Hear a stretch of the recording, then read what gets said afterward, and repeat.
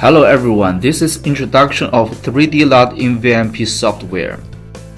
3D LUT means 3D lookup table. The RGB data group of each pixel of the input source is remapped into another group of RGB data after looking up table. So as to achieve the purpose of toning the original image, a simple understanding of 3D LUT is to add a layer of filter to the original image.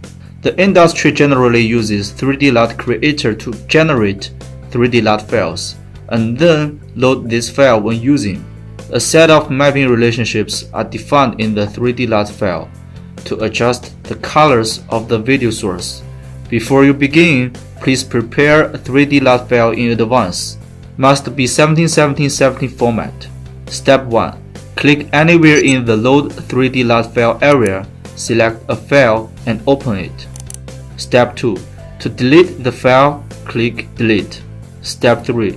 Set the 3D LUT switch to enabled and drag the slider to adjust the intensity of applying the 3D LUT. Finally, you can see the comparison.